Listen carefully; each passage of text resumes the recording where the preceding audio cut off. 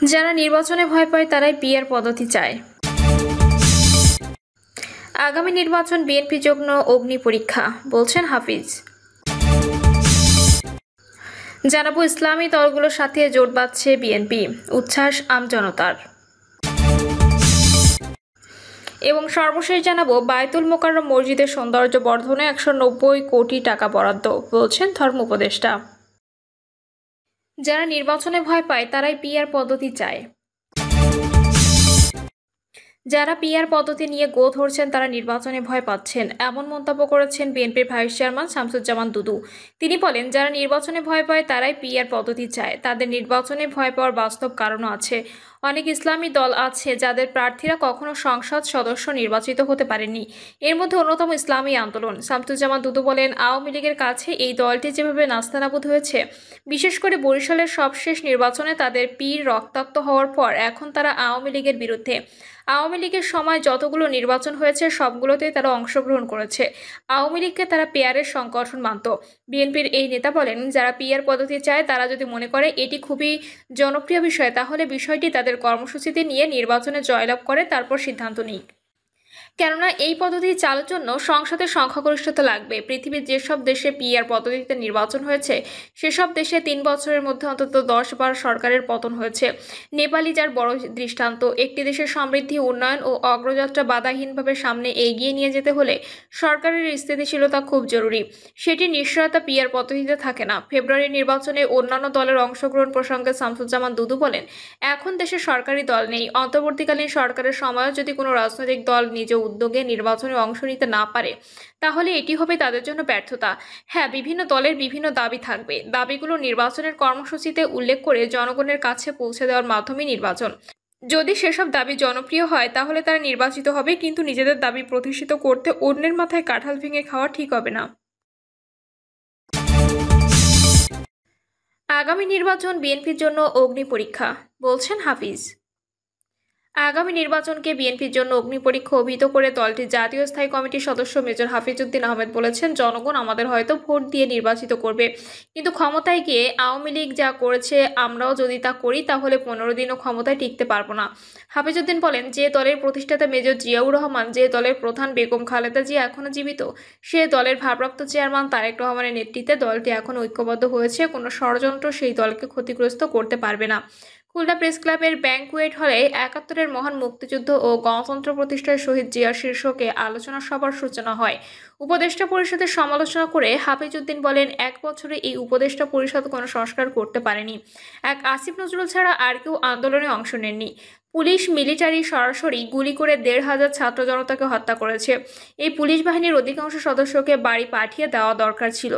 আন্দোলনে সক্রিয়ভাবে অংশ নেওয়াদের মধ্য থেকে রিক্রুট করে পুলিশ বাহিনী রিফর্ম করা দরকার ছিল। সেনাবাহিনীর ভূমিকায় দুঃখ প্রকাশ করে হাফিজউদ্দিন বলেন, মহান মুক্তিযুদ্ধের মধ্য দিয়ে এই বাহিনী আমরা গঠন করেছিলাম, কিন্তু হাসিনার পতনের সময় পলায়নরত মসজিদে খতিব, প্রধান বিচারপতি, পুলিশ অফিসার সহ অন্যান্য দুর্নীতিগ্রস্তদের তারা আশ্রয় দিয়েছিল। হাসিনার শাসন প্রলম্বিত করতে তারা অনেক অন্যায় সুবিধা পেয়েছে।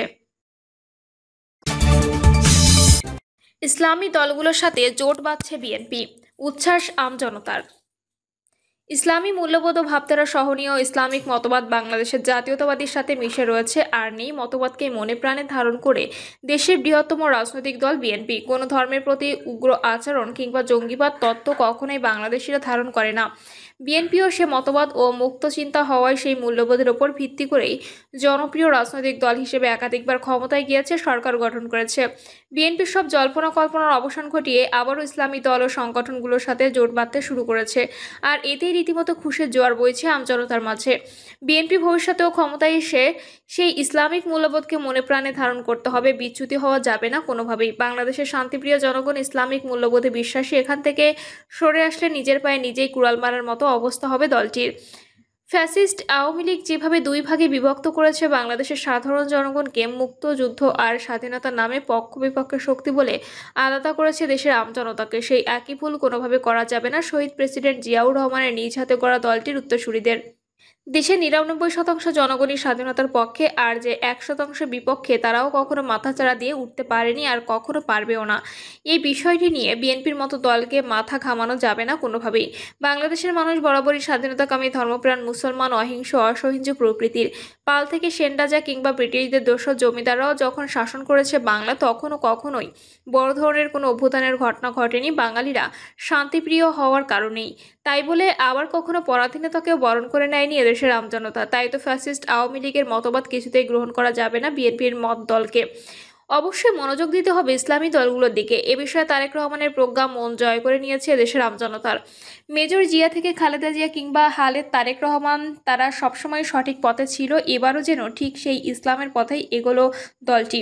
সম্প্রতি দেখা যাচ্ছে দেশের কিছু আলিয়া মাদ্রাসা দখলে নিয়ে একটি রাজনৈতিক দল তাদের মতবাদ সুকৌশলে ঢুকিয়ে দিচ্ছে। স্পষ্ট করে বলতে গেলে ধর্মের নাম ভাঙিয়ে রাজনীতি করা জামাত ইসলামী, যে বিষয়টি নিয়ে বেশ উদ্বিগ্ন দেশের সাধারণ জনগণ।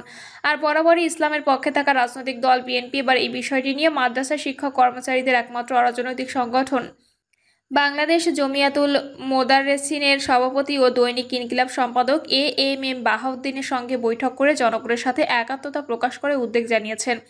বিএনপির স্থায়ী কমিটির সদস্য নজরুল ইসলাম খান ও সালাউদ্দিন আহমেদ বিষয়টি বিশেষভাবে তুলে ধরেছেন বাংলাদেশের একমাত্র অরাজনৈতিক এমপি ও নন এমপিওভুক্ত শিক্ষকদের সংগঠন বাংলাদেশ জমিয়াতুল মোদারেসিনের সভাপতির সামনে।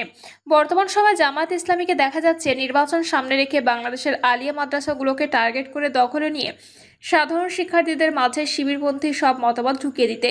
এর পাশাপাশি মওদুদির আকিদা ব্রেইন ওয়াশ করার মাধ্যমে সাধারণ ছাত্রছাত্রীদের মাঝে ঢুকিয়ে দেওয়া, যে আকিদা সাধারণ মুসলমানদের কাছে অত্যন্ত ঘৃণিত। এছাড়াও কুরআন হাদিসের বাইরে গিয়ে অসংলগ্ন অবাস্তব কিছু যুক্তি সামনে এনে মাদ্রাসা শিক্ষার্থীদের রাজনীতিতে প্রবেশ করানোর একটা পায়তারা চালাচ্ছে দলটি, যে বিষয়টি নিয়েই গভীরভাবে উদ্বিগ্ন বিএনপি। শুধু তাই নয়, ইতিমধ্যে বিএনপি হক্কানি আলেম, সারসিনা পীর, ফুলতলা, ফুরফুরা সহ বেশ কিছু ইসলামিক দল ও সংগঠনের সাথে লিয়াজও করছে, যা অত্যন্ত আশা জাগানিয়া একটি পদক্ষেপ। বিএনপি বরাবরই ইসলামিক দল সংগঠনের সাথে ছিল। ইসলামী মতবাদে বিশ্বাসী হয়ে ঠিক এবারও সেই পথেই থাকবে বিএনপি। গর্বে ইসলামকে সামনে রেখে রাষ্ট্র কাঠামোয় এমনটি প্রত্যাশা। বায়তুল মোকাররম মসজিদের সৌন্দর্য বর্ধনে ১৯০ কোটি টাকা বরাদ্দ, বলছেন ধর্ম উপদেষ্টা। অন্তর্বর্তী সরকারের ধর্ম উপদেষ্টা ডক্টর আফামা খালিদ হোসেন বলেছেন, বায়তুল মোকাররম মসজিদের সৌন্দর্য বর্ধনে ১৯০ কোটি টাকা বরাদ্দ দিয়েছে সরকার। শিগগিরই এ কার্যক্রম শুরু হবে বলেও জানান তিনি। ধর্ম উপদেষ্টা বলেন, মসজিদের মূল কাঠামো ঠিক রেখে ভেতরে নতুন আঙ্গিকে সাজানো হবে। তিনি আরও জানান, মসজিদ কমিটির স্বৈরাচারী বন্ধে মসজিদ ব্যবস্থাপনা নীতিমালা প্রস্তুত করা হয়েছে। শিগগিরই মসজিদ ব্যবস্থাপনা নীতিমালা চূড়ান্ত করে সংশ্লিষ্ট সবার সঙ্গে বুঝে গেজেট প্রকাশ করা হবে। প্রিয় দর্শক, এই ছিল এখনকার সর্বশেষ সংবাদ। আপডেট সব সংবাদ পেতে চ্যানেলটি সাবস্ক্রাইব করে বেল আইকনটি ক্লিক করে রাখুন।